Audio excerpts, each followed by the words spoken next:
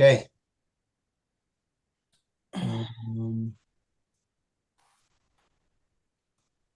Uh-oh.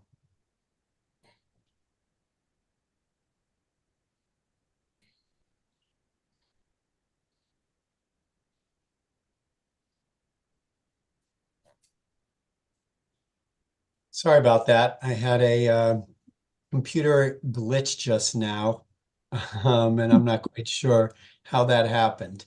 So, okay. I think we're live streaming it. I have no idea whether, yes, we are live streaming it. All right.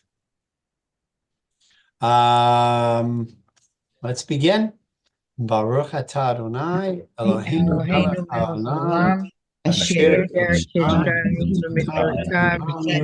la'asok b'divrei Torah. All right. I am looking forward to doing a little bit of Torah study with all of you today, and I'm going to share my screen with you. And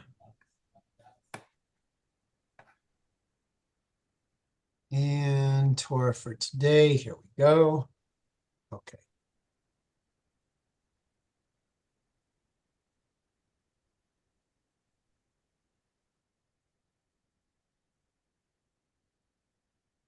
Making it bigger so I can see all of you. Okay, I can see all of you. Can you see the screen? It says lunch Bechukotai. Yeah. All right. So today I want to focus on one verse in the Torah. And the verse that I want to focus on in the Torah is the very beginning of this week's Torah portion that says, Im bechukotai telechu, ve'et mitzvotai tishmeru, va'asitem otam. Which means, if you follow my laws and faithfully observe my commandments, ... But I'm not so interested in the ... I want to just look at that first half of the verse. And I want to ask you all the following question. What, if anything, does this verse provoke in you? What questions does it call to mind? Is there anything you see in this verse that makes you wonder? Yes, Rob, you first. God seems to differentiate between laws and commandments here, and one of them follow and the other observe, and it calls to question what the difference is between them and what the difference is between following and faithfully observing. Good. Fantastic. Yeah. Man, you just hit the nose on it. Is that what's the expression? The nail on the head, the hammer, the whatever it is, whatever you did, you just got every single question. Nail on the head. The nail on the head. Thank you, Nancy. What's the difference between a chok and a mitzvah? What's the difference between shamor and oseh? Right? And a chok is a law, and a mitzvah is a law, and tishmor is to guard, and asitem is to do. So what is the distinction between all of those things? Excellent. Anybody else have something different that they see? George. Yeah, well, tishmor usually refers to the negative commandments, don't do this or don't do that. And asa often refers to the positive commandments, things you're supposed to do. So wait, hold on, George, are you answering the question that was raised, or are you giving a question? We're not answering the questions yet. We're just now coming up with all of the questions that we have on this verse. Okay. So you don't want to know a chok and a mitzvah? Is that we're not answering the questions. Okay. We're just asking questions. So what's the question that you see in this verse? For me? Yeah, for you. Well, okay, a chok is a part. There's three varieties of mitzvahs. A chok. Wait, no, don't go there yet. No, we're not answering the question of what's the difference between a chok and a mitzvah. Right now, I'm just taking questions. Oh, no. Just taking questions. Nope. Yes, Leora. I'm smiling about that, because if you are a teenager hearing that from your parents, you say, oh, really? I will do whatever I want. Okay, so Leora, excellent. So you raise a different kind of question. Rob asked the question from a technical standpoint. What is the distinctions between these words in the verse? You're asking a question from a spiritual standpoint. Why would anybody respond to a God who is demanding in this way, right? Because it makes us want to run away. So how do we deal with such a, decisive, clear instruction from God? Great. Mort, what do you got for us? Well, it seems to me that laws are associated with something that is from a secular view, and commandments is something associated with the deity. Okay, maybe. Again, I don't want to go yet to But the that's the the answer. distinction. That's a distinction that I see in this. Okay. Okay. Other questions just on the language here, on the verse itself, Jack? I don't know if Rob may have said this, but that there is a modifier to observe, and there's not a modifier to follow. Good. Va'asitem otam versus v'tishmeru. Is that what you're saying? Yeah, it says if you No. follow, as opposed to if you faithfully observe. One could observe but not do so faithfully. One Oh. could follow faithfully or not faithfully.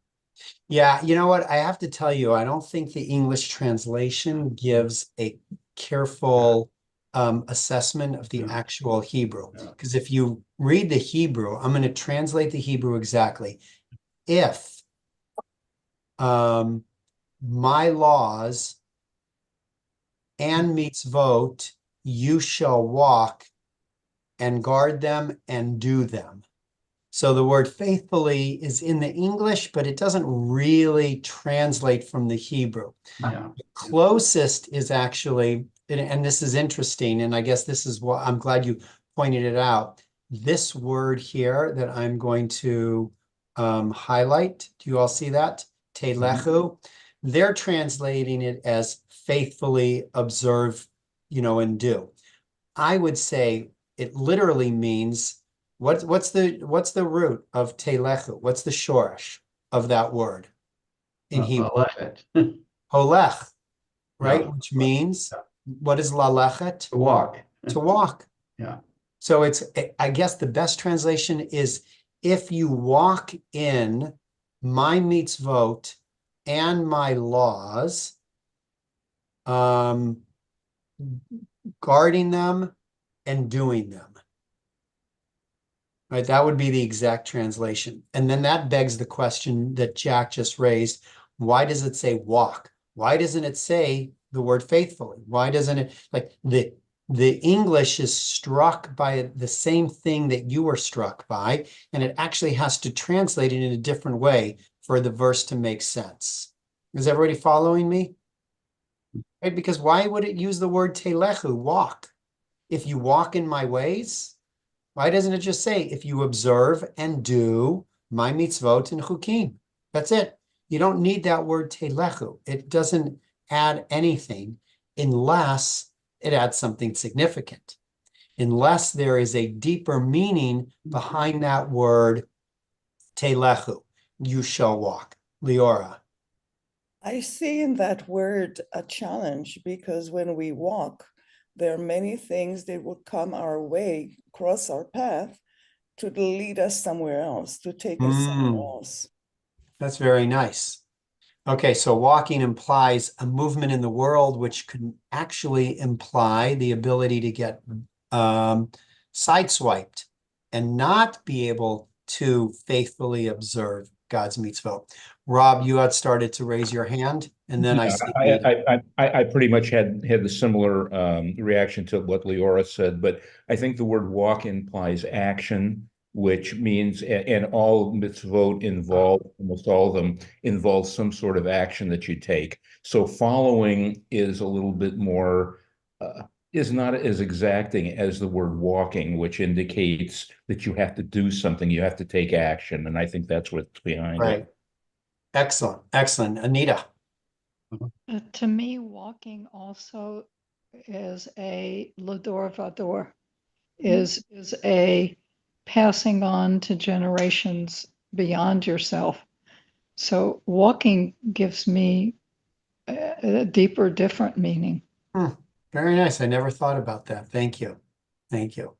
Okay, now, George, to jump back, what's the difference between Okay. a chok and a mitzvah? Yeah, I see where they're going. I can talk about that later. Okay. A mitzvah, there's three types. A chok, there's no rational explanation. Okay. Mishpat, okay, do not kill. To have a society, there's certain laws: do not steal, do not kill. And then there's aid, where we witness things. So things, like the red cap thing, it Okay, so doesn't I make think- logical sense to Great. us.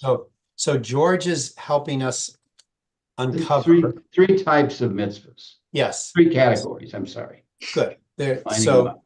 there are different words in the Torah to describe the obligations, Yeah, the 613 obligations that God has entered into a covenantal relationship with the Jewish people. One category is called chukim, and Yeah. those are laws that seemingly are illogical. They don't have a Yeah. rational explanation. Then there are mishpatim. Mishpatim are moral and ethical laws that even if God didn't give them to us, Yeah. we would assume yeah, that we would need to, by just keeping society together, observe them. And then there is the third category, mitzvot, that are specific to the Jewish people that make sense to us in terms of observance and whatnot. So here we have two of those. We have a chok and a mitzvah, and then we are to observe and to follow. And George said earlier, one's related to mitzvot that are lo ta'aseh, things that we should not do, avoid. And the other is for things that we should absolutely do. yeah. Positive Rabbi, mitzvot and negative mitzvot. I see where they're going here, because is one of the hooks to study Torah? I don't know. Let's see. Because Let's- if you study Torah, you would, be more likely to do the mitzvot, because you know what they are. And I don't know. Let's jump into the Okay. commentary.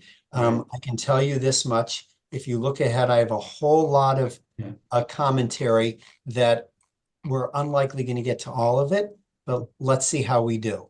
So, Rabbi Tzvi Hirsch of Liska, he quotes Rashi, and he says Rashi comments on this verse.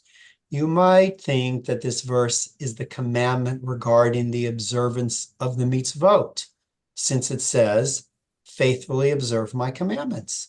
But the obligation to observe the commandments is taught elsewhere, which leaves this verse open to interpretation. Okay, so let's just pause there. What's going on here?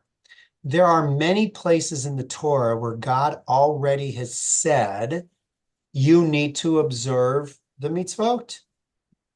So why is it necessary, again, at the end of the book of Leviticus, to say the same thing that the Torah has already said?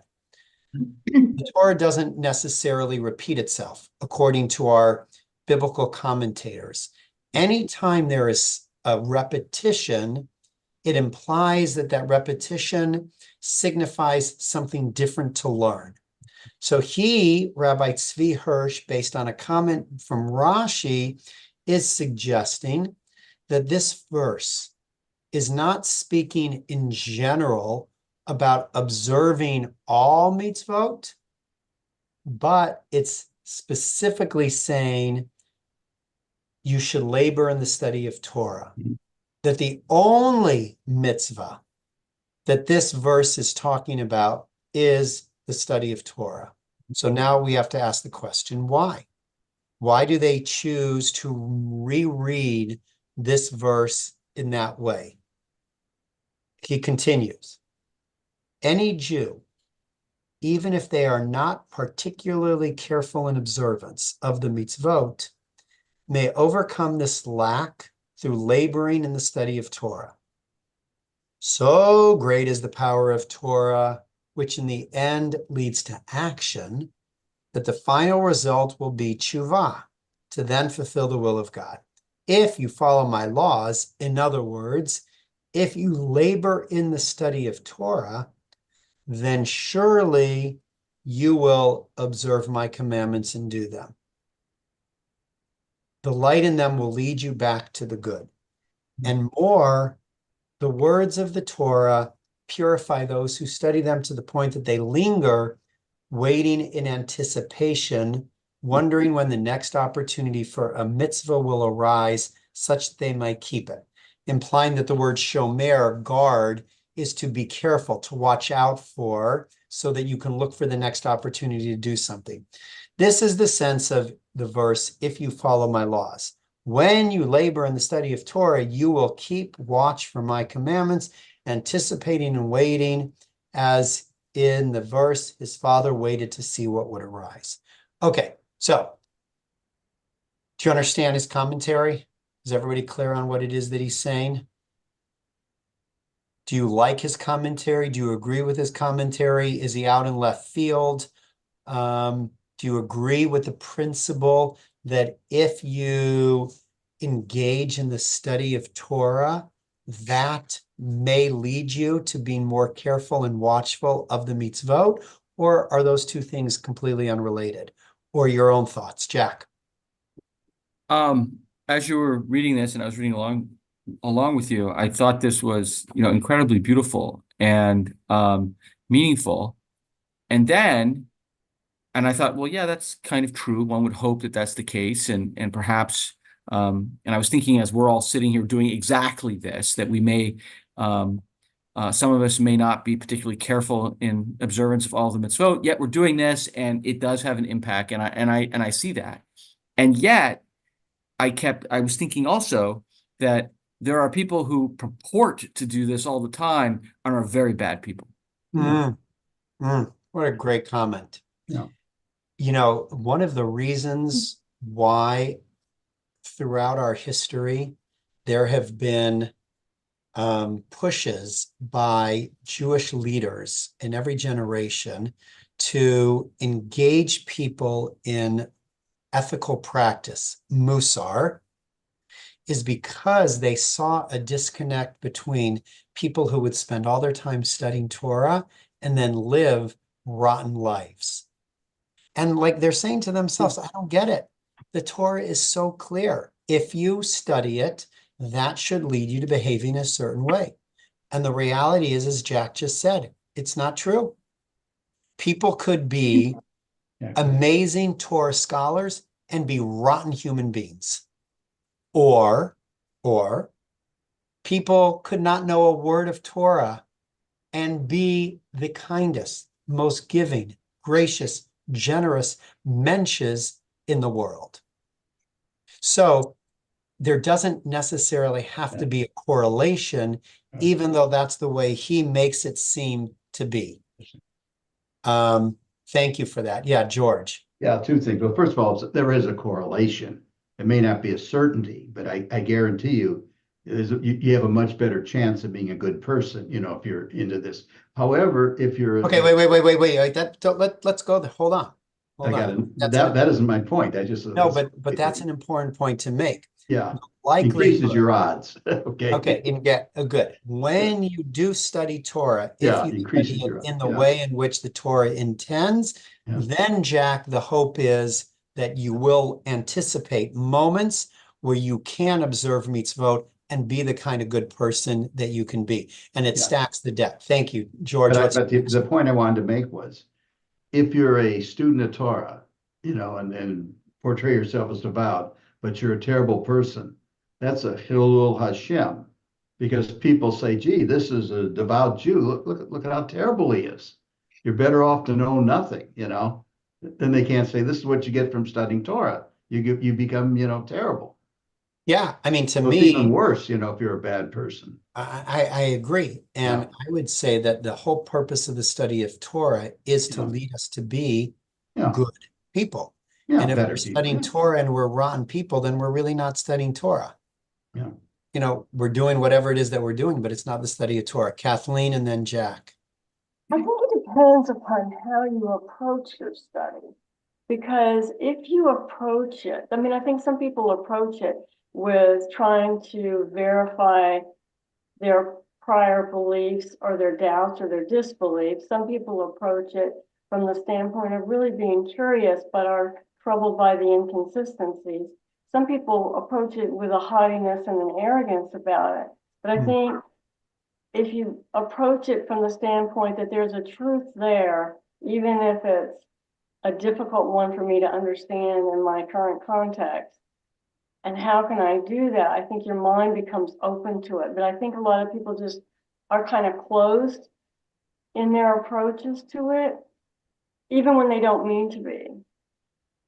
So I think it has a lot. I mean, I think it's why you say the prayer before you begin the study, which I think is actually quite a beautiful practice, so that you're in the right frame to receive the lesson.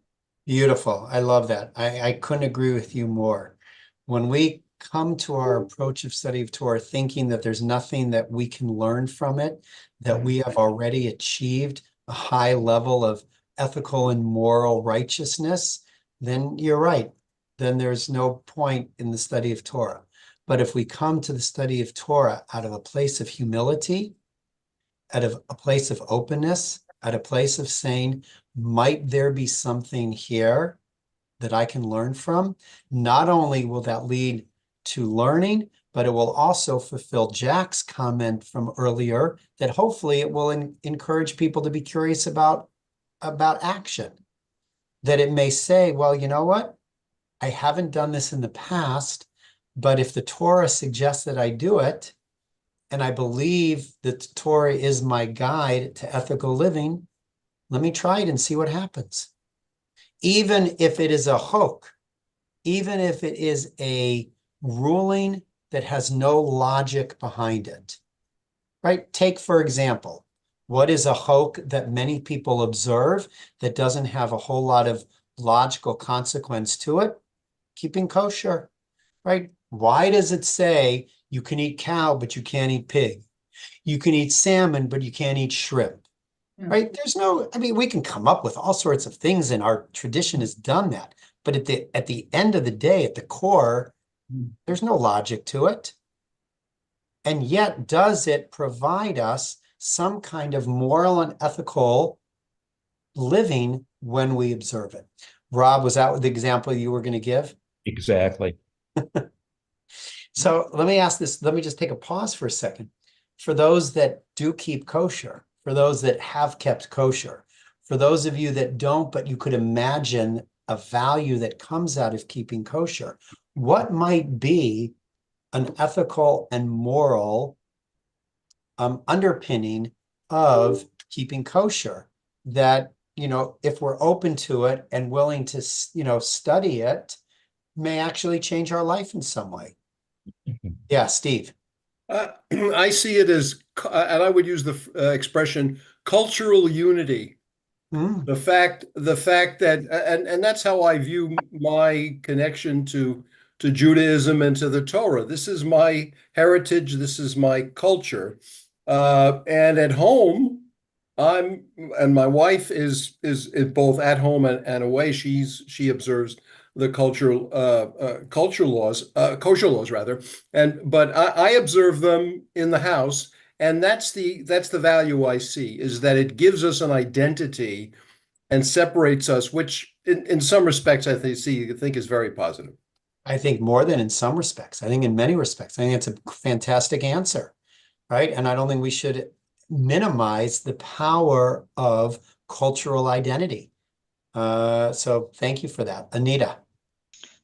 For me, it's a awareness of the fact that things that I eat are important for me to understand that I'm eating them.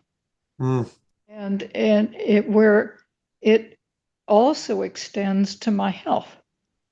That I eat certain things because I am Jewish.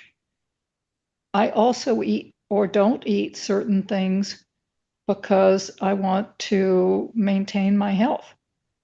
So it's just an awareness that your body is something that you want to put the right things into.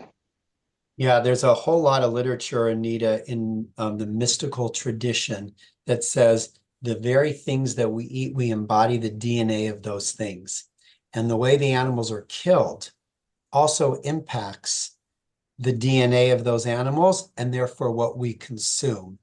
And so there's a whole level of literature that points out to exactly what you were talking about. And the first comment that you made is equally important, which is to say that we should be aware of what it is that we're putting in our mouth, that it was once upon a time a living, breathing creature, and we shouldn't take that lightly. So good. Last comment on this, and then we'll jump further in our texts. George. Yeah, also all of the above, plus it teaches us there are limits to our, to our behavior and other things. Right. It's not like everything goes, Correct. There's That's one of certain my things you favorite. do and certain things you don't. One of my favorite teachings on kashrut is just the one that George shared, that to impose boundaries upon our behavior and action and say, not everything out there is for my consumption. Yeah. There are limits. And to create that sense of limitation is a hugely important ethical imperative to the way we're going to walk in the world. Okay, let's jump further on. The Sforno, a Italian exegete, a famous, well-known Italian commentator, he pays attention to the Hebrew expression. He says, the Hebrew expression describing the fact that one abides by these non-understandable statutes, these chukim, is called halicha, walking. So he says the same thing that we said earlier. Why would the Torah use that verb to walk connected to the mitzvot that don't have any logical explanation? Why? Why the word walk? What is the correlation between those? So taking Sforno's question, because he just poses it as a question, and then other later commentators answer. This is a Hasidic commentator, Niflaot Hadashot. And he says, he begins at the same place as the earlier comment, Rashi. If you follow my laws, this means you should labor in the study of them.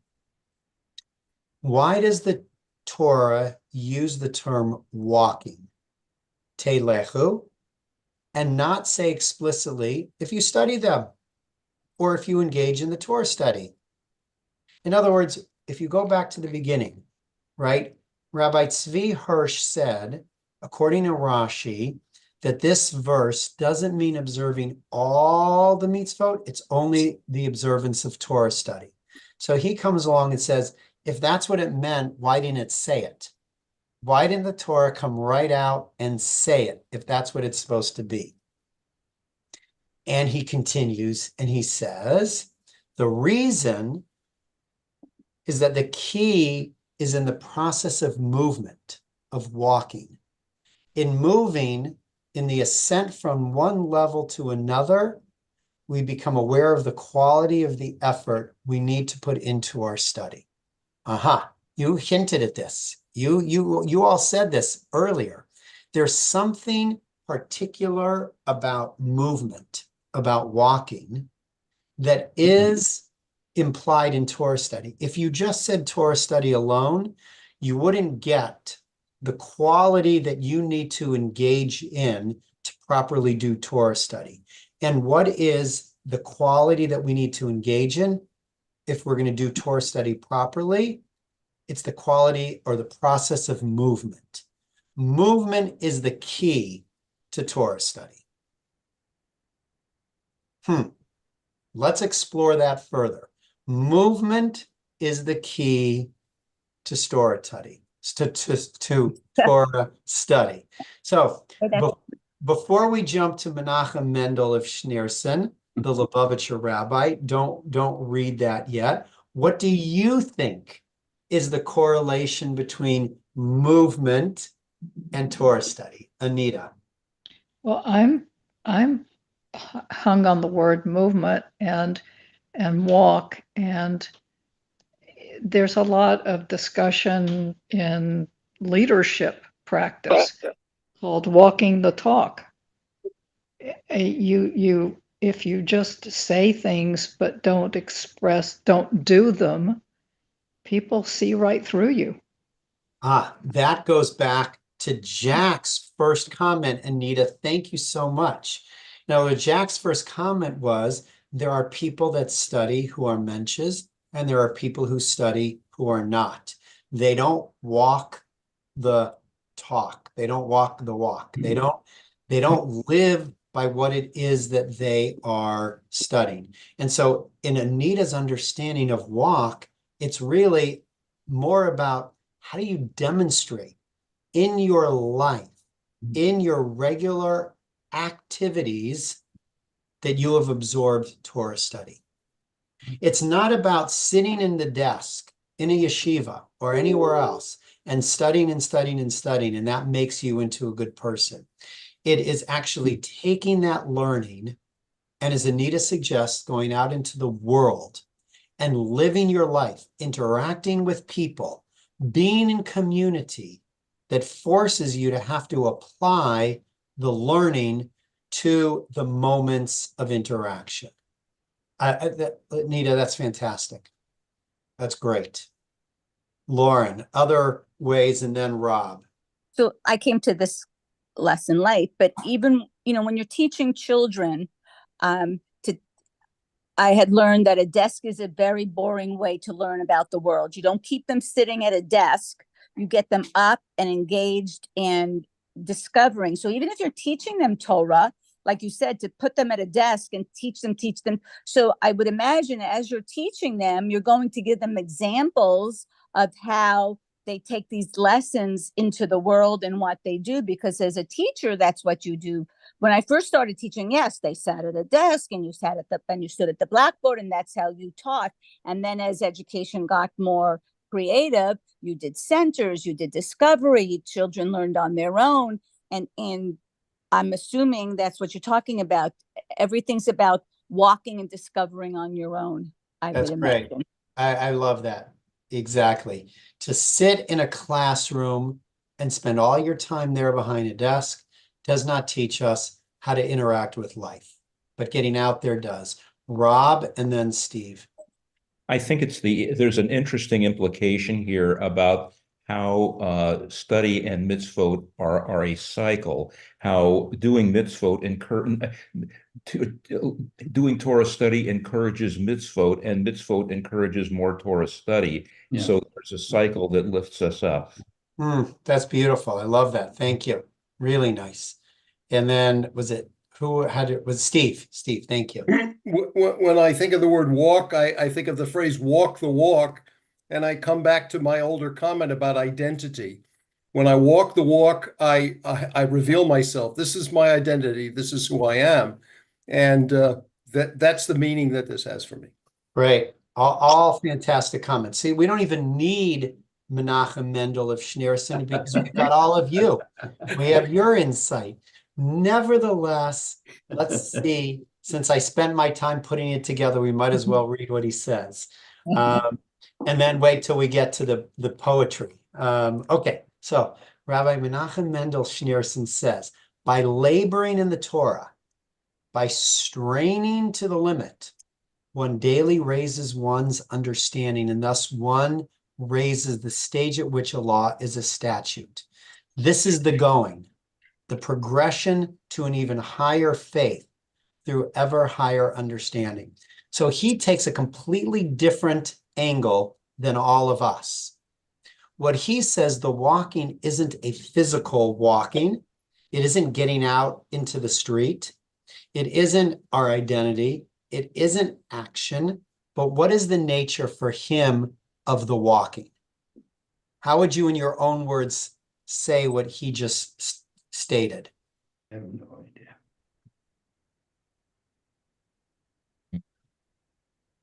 Yeah, Anita.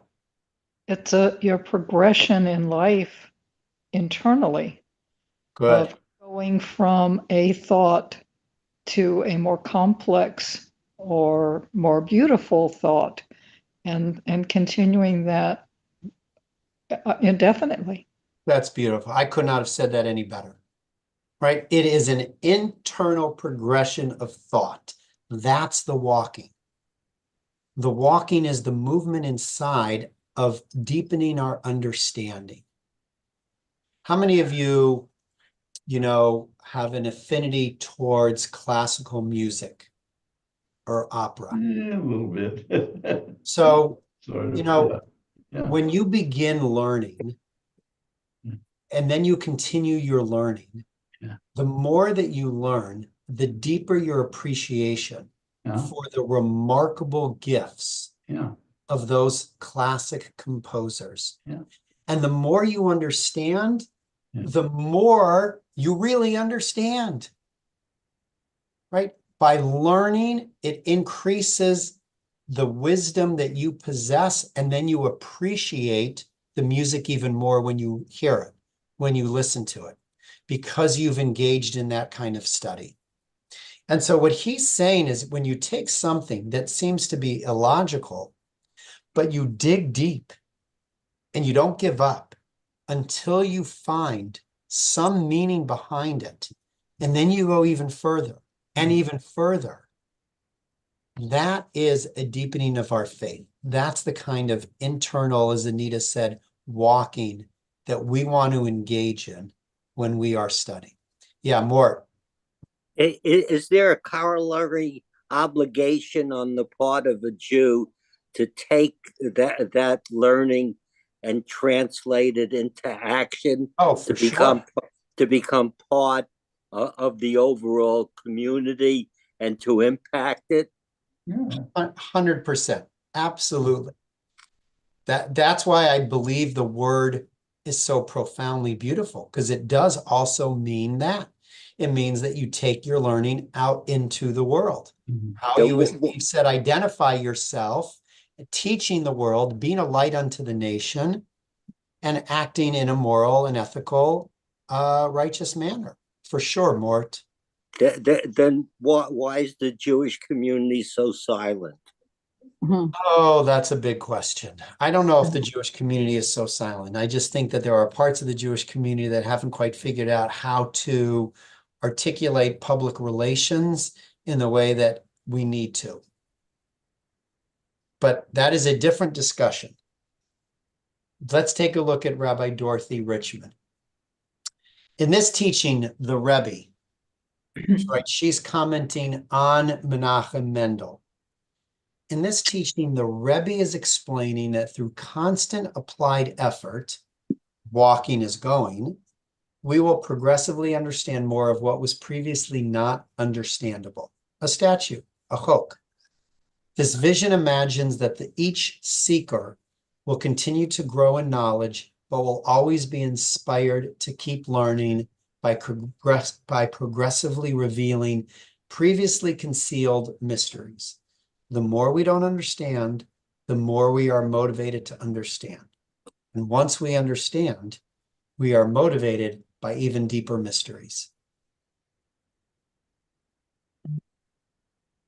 You all have been studying Torah for an awfully long time. Does Rabbi Richmond's comments resonate with you?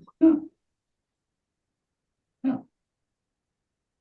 Right? Do you engage in Torah because you know that the more you understand, the more motivated you are to understand? And then once you understand, you're more motivated to go even deeper, to discover even more? I think so. Otherwise, I can't imagine you would come back every week.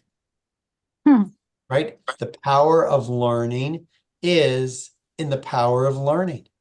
And that's what motivates us to learn even more deeply. This notion of walking,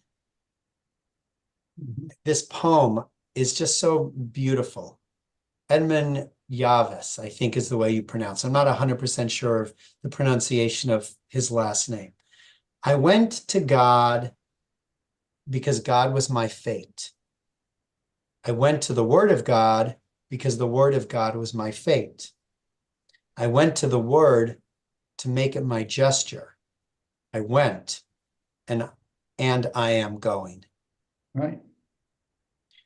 I think in so many ways this articulates, Yeah. in summary, all of the comments that each one of you have made thus far today. Right, in studying Torah, we become open to the possibility that there is a force in the universe that says there is much to learn. And the force in the universe, the only way we come to know that force that we call God is through the gift of Torah, what God gives us. And it is that gift of Torah that when we actualize it in our behaviors in the world, we realize that we're moving in the direction that we need to move in the right direction.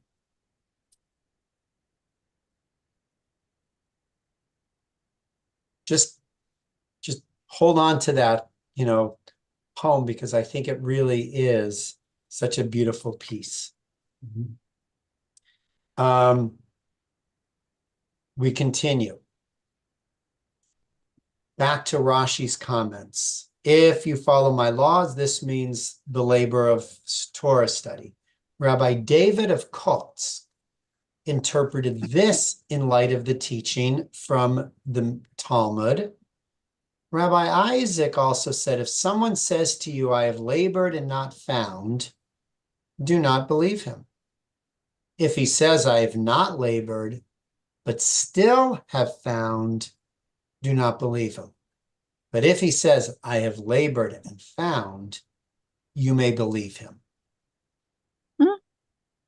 You can be assured that when you have exerted yourself and attained your goal, that you have truly found something and that it will remain with you. But that which comes without effort cannot be relied on, and it will not remain. For just as it came, so may it go. Do you agree with that? The things that you put a great deal of effort in are the things that remain with you, that shape you. And the things that you don't spend any time with, any engagement in, they come and go. It's like a potato chip or a piece of chocolate. Nothing's wrong with a potato chip or a piece of chocolate, but it doesn't have that same lasting positive response than when we engage deeply. Why do we keep wanting more of it? Yes, that's true also, Kathleen. So this is what Shammai meant when he said, make your Torah a fixed practice. Torah study that comes with effort and struggle will remain with you as fixed Torah.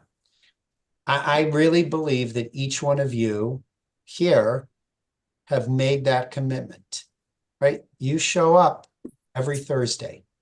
You have made, now, that's not to say that there are not Thursdays where some of you aren't here because you're all busy.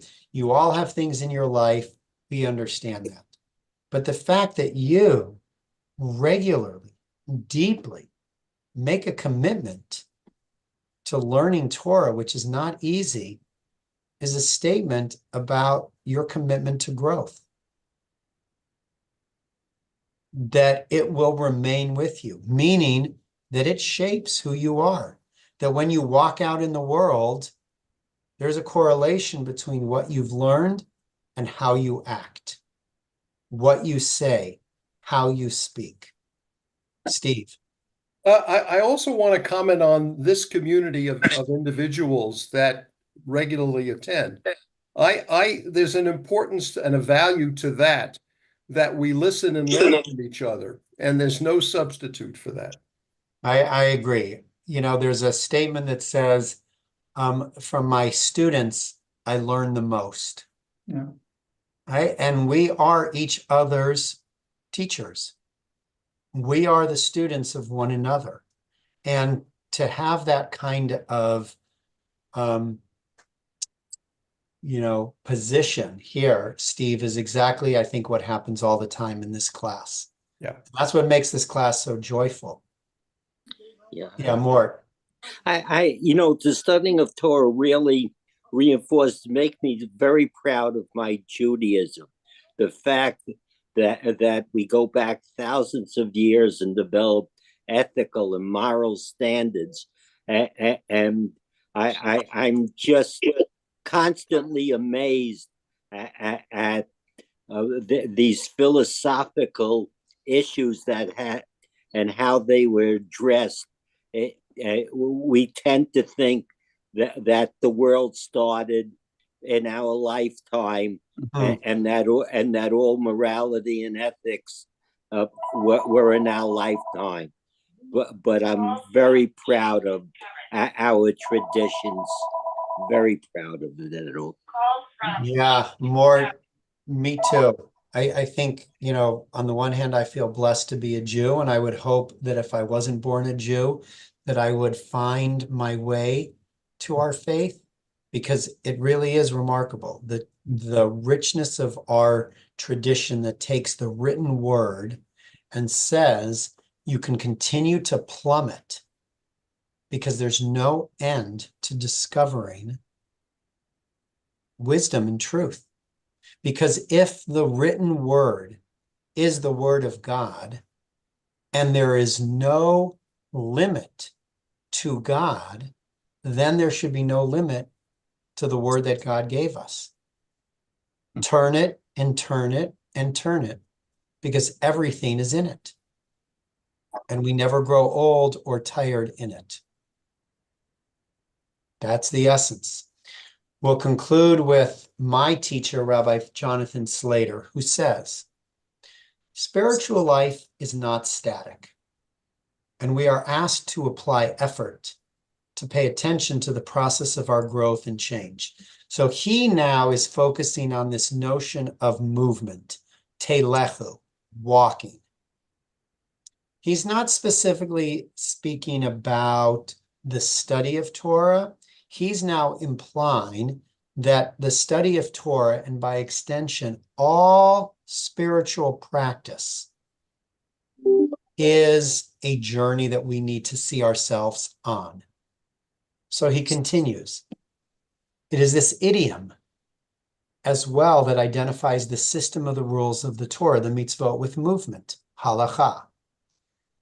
But just doing the mitzvot is not to fully observe them. Spiritual life requires awareness, attention, and intention. If walking the path is simply forward motion without purpose or direction, then it is not a spiritual path. The force here of laboring in the study of Torah is constant attention to the relationship with God. It is paying attention to the divine in the world, either through study, which puts one in relationship with the Word of God, or through mindful awareness, that we make our way along the spiritual path. Mindful awareness adds two additional qualities. One is the moment-to-moment attention to what is true right now, as opposed to previous experience or wished-for appearance, and the capacity to change course and respond in the best possible, truest manner. The other is that we ultimately come back to the whole.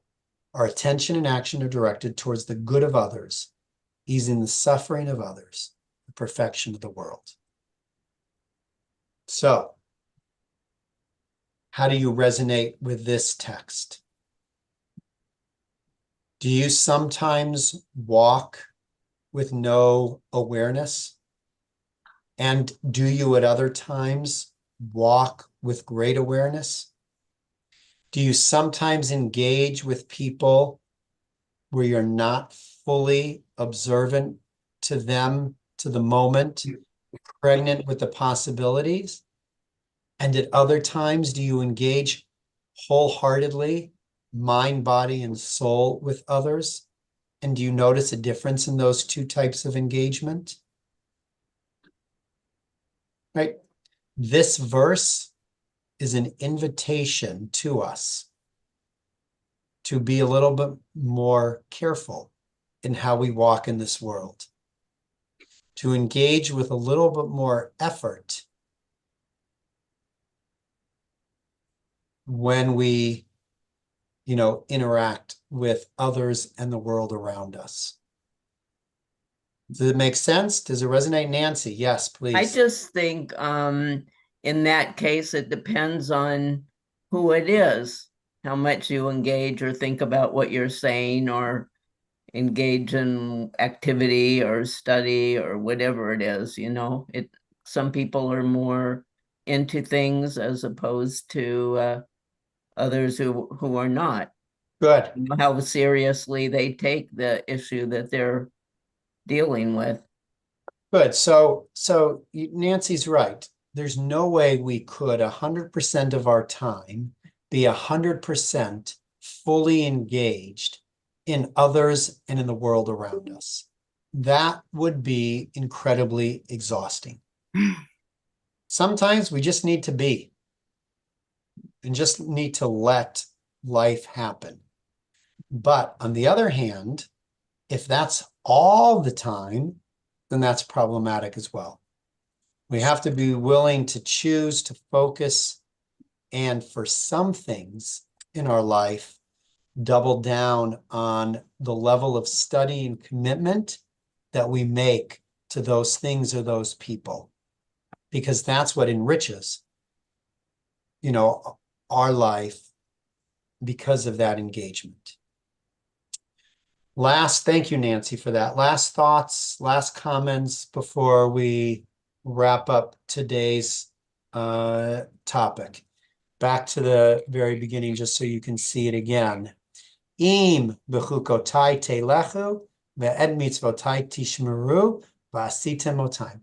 If with these statutes we deeply engage, and with the mitzvot we guard and observe them, then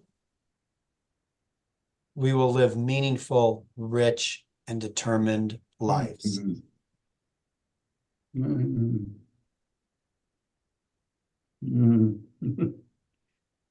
Yeah, George? Yeah, the vowing is a little different because it looks, I'm looking at a Chumash here. The first three words is like a phrase. It's a stop. And then the second part is another phrase. Yeah, well, that's exactly the way some of the commentators have said also. Yeah. You're right. That's the way they read it as well. They read it as for the things that we need to engage in that don't necessarily come to us so easily and naturally.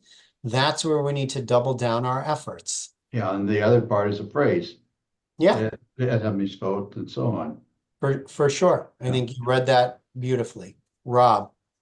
I'm struck by the difference between what the commentators are saying and what you just said about if you follow my commandments, you will live a meaningful life, as opposed to what it says in our prayer book, where it says, if you follow my commandments, you will have the sun and the rain, and you will have crops and everything else, which seems to not ring true, at least to me. And I guess maybe it was written for a different audience than today's audience. No, I mean, yes and no. I think, Rob, you have to look at the totality of the Torah, and you have to say that there are moments in which God challenges us, or when I say God, I mean the way in which our tradition interprets different passages.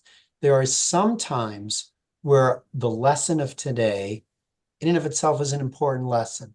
And there are other times where the lesson of rewards and punishments is equally valuable, right? When you have a 2-year-old or a 3-year-old or a 4-year-old, and you don't want them to put their hand into a fire, you're going to be very direct. there's going to be a very clear teaching of reward and punishment, with that child in that moment. You're not going to engage them in the same way if you want to talk to them about, if you're talking to your high school student or your college kid about the value of deepening their love for a variety of things when they go off to college, because of how that will shape who they are as a human being. And so we give different lessons depending upon the circumstances of, the moment. And I think that's the way I would frame it in the light of Torah. Thank you. All right, everybody. I always walk away feeling much better than when I started this class. So, That's great. Totally.